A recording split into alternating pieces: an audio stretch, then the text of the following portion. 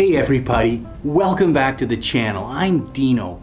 You know, I'm getting ready to head up north on my first moto trip of the season, and I want to show you a product that I came across just randomly looking through a store that I think is going to help me out when it comes time to set up my camp stove.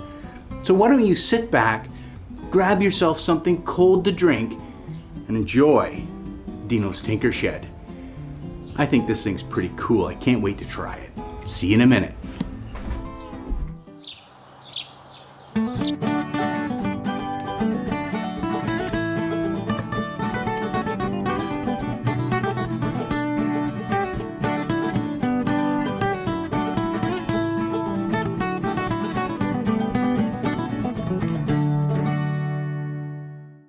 If you watch my channel regularly, you may remember about a month ago I did a review on a really inexpensive camp stove that I bought off of Amazon, and it runs on isobutane fuel cells.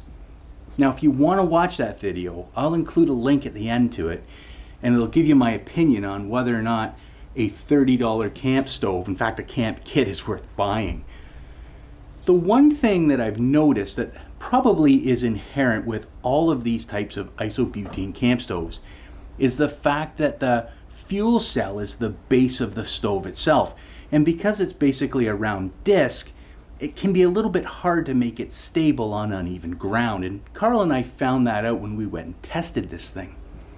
I was thinking about maybe making something to fit on the bottom of it, but I was in a outdoor store, outdoors oriented actually, in St. Catharines, which is a great store, and they actually had a base made to fit on the bottom of this, and it's made by Jetboil, which is a brand name high quality stove.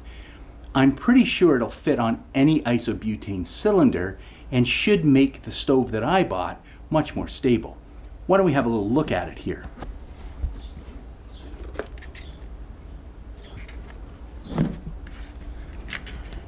Now this might look like the world's lowest calorie Toblerone bar when it's in its package, but I guarantee once we get it out, it'll become evident how this thing works. So why don't we get it out of its packaging and we'll see if it works with the stove that I bought. Let's get that done now. Okay, here you can see it's a very nice package. It gives you instructions on how this thing works on the back, but we're really interested to see how this thing looks.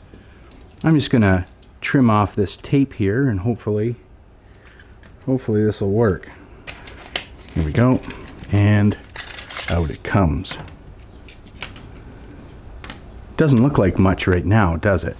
I think what you do is you actually fold these legs out, and this gives you your stand. It even has little rubber feet on there.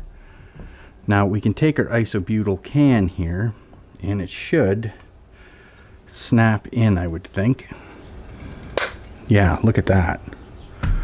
That really improves the stability of that can immensely. The plastic on this feels really, really strong. I have to admit, it feels like a really good product. And I think that is going to make the stove much more stable. But there's really only one way to tell, and that's to set the stove up. So why don't we do that, and we'll see, we'll set it up in a couple different positions and see how it works. Okay, let's do that. Okay. As I said before, this is actually a complete kit here that I purchased that has a little stove and pots and everything built right in. So I'm going to take this thing apart, we'll set it up, and then I'll bring it outside and see how it performs. Now, I don't have a lot of great spaces around my house that are uneven, but I figure I can set this thing up in the bark mulch around my flower beds. It'll sort of simulate Algonquin Park, I suppose, with all the bark mulch in that. So I fit it up and I snap the base on. And already I can tell this thing is much, much more secure than without that base put on it. It's really quite good even like this. Now here it is without the base on it. So you can see it's reasonably stable. I could probably cook on this. But all it takes is one piece of wood underneath there, and well, you can kind of see it gets a little bit tippy. Now what I do now is I just snap the base on it and we'll try this again. Now this is similar to a bar stool, right? 3 legs. You can nestle it down in there and it sort of finds its own way and becomes pretty stable. It feels much better, and I'm really liking this thing a lot. Look at how stable this thing is.